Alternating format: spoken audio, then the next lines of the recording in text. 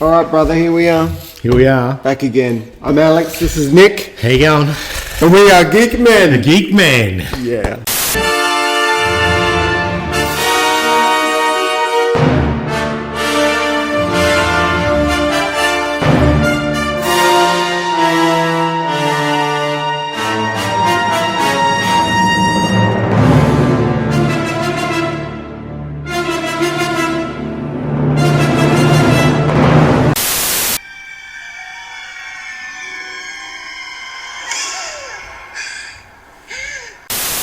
In a word, what do you think of the trailer? Ooh. In a word. Before we start really breaking it down, and we're going to break it down. Yes. In a word, what do you think? Come on, bud. Let's have it.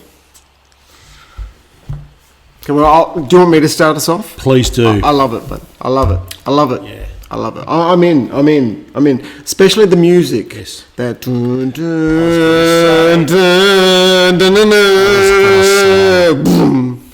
Love it. Love it. And how's the Daisy Ridley stuff and all the Ray? And he's really got his flow with that now. Yeah. Do you notice there's a lot of that? And he's got that in it. Yeah. And he's doing all this stuff around it. And there's the interviews with him talking about Daisy Ridley, of course, are very complimentary. Yeah. You've seen a bit of that? Yeah. So it's not unusual that he does like the actress, and now to be composing, being his second film, John Williams seems to be really in a musical groove with her. And I noticed some of those mountain scenes when she's standing there, she's obviously learning. The music was quite something. Yeah. Because the trailer doesn't give away much. It's more an emotional thing, really. Yes. I found myself seeing a lot of vision and not getting very much, but yet still enjoying what I was seeing. I felt satisfied. And what do you think? Let's start. Let's look at this thing. All right. Yeah. We're gonna look at the photos whilst we discuss this thing, Yes. all right. Let's just do as a full reference breakdown. point. That way, okay. Yeah. So, there's a lot of talk about the initial scene, how it was meant to deceive. It was meant to look like a planet's surface, and then you see Daisy's hand smack on the ground. Yes. Oh, I've got a theory about this moment here where you see her. Yep. It's not her exhaustion. No. She's being force choked. Right. That's there's a theory, because I have another, but I like it. Force choked. Yeah. What do you think? I'm thinking with this, another vision. Oh, coming out of another vision. Yeah, she's come out. That's my guess at this point. Come out another vision, and she's just, wow, what have I just seen? Could have been one of those things like in Empire where Luke sees Vader, and so she's seen Kylo, and it's rocked her again. Yeah, and he's helping her, teaching her to deal with those visions. Who knows? As Yoda did on Dagobah. Wow. Lots of sort of coming into the island, the approach to the island, even the over the top view of the island. Yeah. I liked it. Yeah. This stuff was powerful. The water and her standing at the crashing ocean. Yeah, in the crevice in the hills there. It's like some sort of ninja training, isn't it? Yes. It seems what would you call mystical or. And you can see that Eastern influence in this stuff now, as clear as day. We're almost, it's almost an Asian tale. This whole learning and skills. What do you think of this? Love this. Love this. When when she's force. levitating those. Yes. See, he's a writer. See, he's got that writing cred. He's coming. Have you seen Looper? I watched Looper. Is it good? I watched Looper. Looper's fantastic. It is good. I mean it, Nick. I'm not just saying it because I want this to be good. Yeah. I'm saying I sat there and I watched Looper, and it was a really interesting movie. Yeah. It's got that Gordon Levitt actor that I like him. Yeah, I do like him. He was in the recent Batman movies. I almost thought Third Rock from the Sun. Like he was Robin in the end of the films. They seemed to be setting him up that way. But well, they did. I do like him. Yeah, and he was in Third Rock from the Sun. Do you remember that? Yes, I loved it. I love the way that looked. Yeah. Look at it just purely from a special effects standpoint. What do you think of it? That scene where you can see her hand and all the rocks levitating. Yeah. It reminds you of the old movie. Yeah. But even it's good in its own right, yeah. I thought. Yeah? Me too, and I love it. It's a simple effect, Yeah. but it's an effective effect, and you just Yeah. do something simple. There's no need for colour and fire and flame in it. It's just making those rocks lift and then rotate. Yeah. It's just a beautiful, simple, subtle. Yep, yep. And I think, that's seeing that on screen is some of the best special effects I think you can see. It's so believable, but of course it isn't happening. We're all looking for a good representation of what the theme or feel or vibe of this new movie was going to be like. And I think that's what we're getting out of this trailer. Yes. And I'm satisfied. I'm thinking this man sort of knows what looks good on screen. Yep. And again, if you watch Looper, you see he has a style about him, which is good. And maybe with the content of Star Wars, what he brings to it with his own style. Yeah. They've been quite savvy and clever about every decision they've made so far. Yeah. And I'm sure they're bringing him in because they know he's got that creative edge. They're already talking about the Han Solo movie being like a Western, a cowboy, the colours pitched a certain way. Yeah. They're clever about the way they're going about these movies. Yeah. So I think the Rian Johnson and this style of this movie, keep it coming. But I'm loving this trailer, loving it. Not happy about no Kylo helmet though. We'll talk on that. It's gone. It's smashed. So this temple, and she finds this book. Yep. I find that quite a strong symbolic thing in Star Wars. And at first I thought it was hard to believe what I was seeing, but I can't remember seeing a text even, a book in Star Wars. Almost like the top of the Jedi code. No, but you in the past you have heard them talk about the Jedi losing their way. There's always been the suggestion of the Jedi's not being where it once begun, and I think these Journal of the Wills is where when of course there's people that know a lot more about it than I do. But I think that's the origins of where the Jedi, and that's where Luke was wanting to return to, finding the original temple and getting back to where it all begun. So who knows what he's going to bring in Luke in terms of, bringing back the original intentions of the Jedi.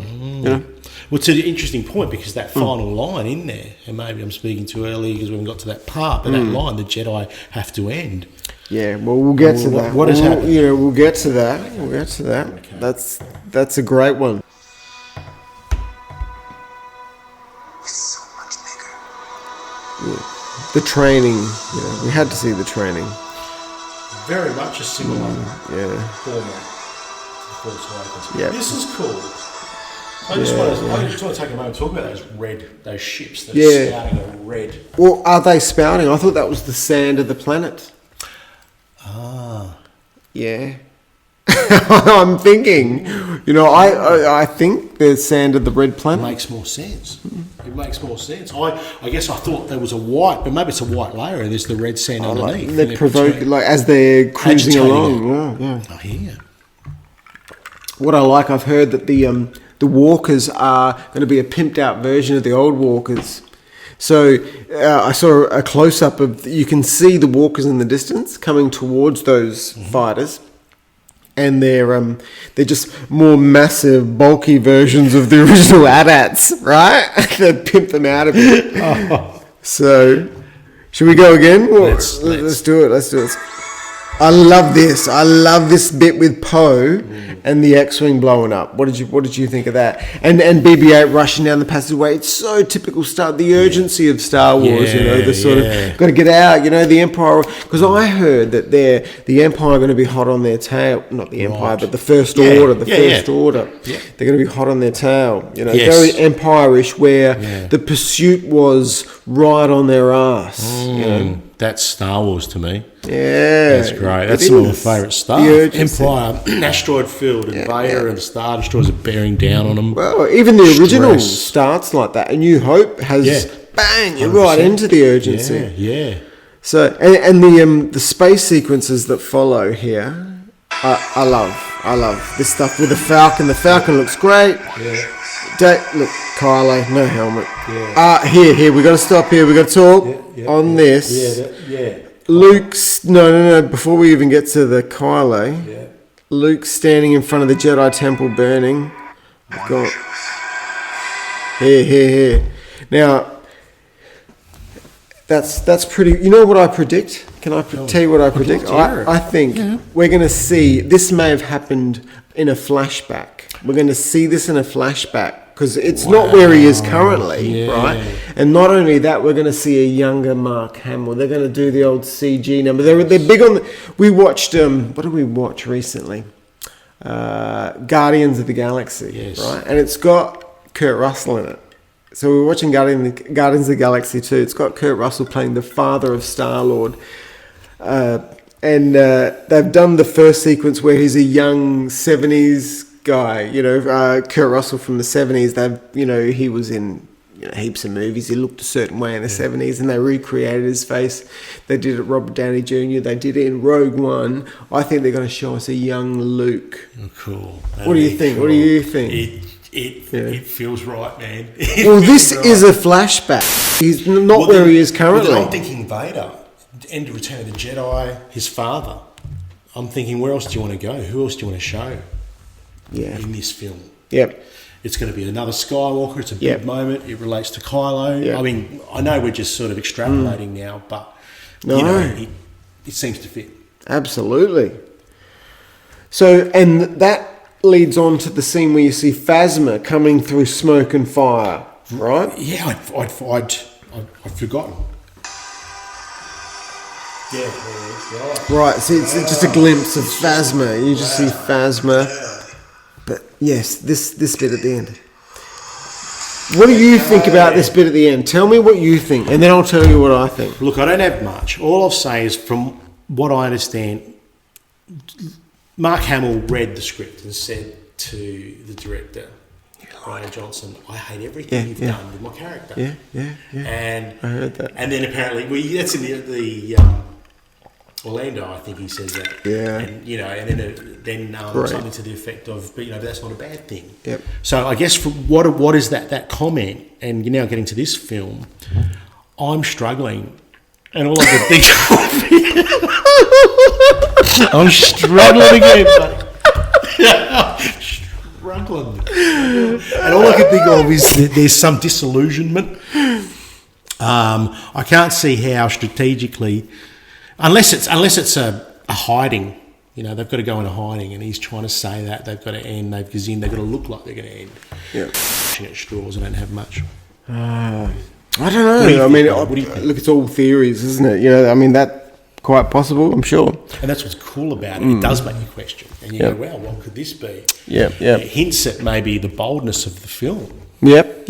Yeah, because look, Mark Hamill has traditionally liked Luke a certain way, and that's the way that we've known him to be, because he's been satisfied with the portrayal of the character up until now. If he's dissatisfied now, it means they're deviating. What does that deviation mean? Yes. In that sequence there, though, when he says, I think it's time for the Jedi to end, I think he's talking to a Force ghost. Like he's maybe not even talking to Rey, where he's got the Force ghost on his ass saying, come on, Luke, you've got to get in there and save the Jedi again. Maybe it's Yoda, maybe it's Obi-Wan, knows, and he's not, maybe he's fighting his own demons on his own without Rey, and then Rey comes in, it's like, well, you've got your agenda, and Rey, Daisy Wrigley did say in Orlando, that for everyone that picks up on all the detail, Daisy Wrigley said, be careful. You may not get what you want when you want to meet your heroes. So I think she's alluding to the fact that things are not going to work out between her and Luke, or it's not going to be this smooth training protege thing that we hope it to be. Yeah. Maybe he's still got maybe he's got a bit of darkness in him. Who knows? Who knows? A broken man, holding on to a bit of that. And this stuff with Han Solo is not going to help. No. Imagine the reaction to that. I want to see the reaction to that. I want to see him get told that Han's been killed by Kylo. I reckon we'll get a pause and reflect. When Luke through the trilogies, he'd find out those things, he'd pause and there'd be nothing, and there'd be just the music. Yeah. Some of the big moments. When his aunt and uncle first died. Yeah. Or when Obi-Wan, he had to reflect on Obi-Wan's death. You think about it, all those big ones, he just sort of stops and he's, his father passed away. So I think with Han Solo, it's going to be, I would imagine, a similar if I think of a character, what would I imagine to see? I think of him pausing. Yeah, I heard something interesting where someone was saying online about getting him back in an X-wing because he was always a good pilot, and whether he'd be back in it. I just thought, no, he's not. He's got to be the mentor role. He's got to be the voice of wisdom. It's not going to be the activity. You know, it's like Indiana Jones. You know, if they're going to bring Harrison Ford back for the next installment, it's got to be from a looking back perspective or something. You know, they can't possibly be involved in the action again. It just can't happen. Yeah. And Mark Hamill, I mean, not that I wouldn't like to see Mark Hamill wield the lightsaber again. You know, if he whipped out the green lightsaber and gave Daisy a bit of a... You know, that would be good. Yeah. Something small. Yeah, just you're still in the game. Like Obi-Wan did in the... Yes. You know, Yes. in the cantina. That's right. You know? That's right. It was a cool scene. It's cool to think that scene, and just for a moment to reflect on it, how it was the first time you saw that. I still remember having no idea such a weapon existed, and that came out. Because before then, you only saw Luke ignite it. Yeah, of course. Sorry. Yeah. Yes. But no one had actually used it so confidently. Because the next words out of Ben's Obi-Wan's mouth is... Chewbacca here has found a ship that might suit us. He's not even lingering on the fact that he's just killed someone. Yeah. Yes.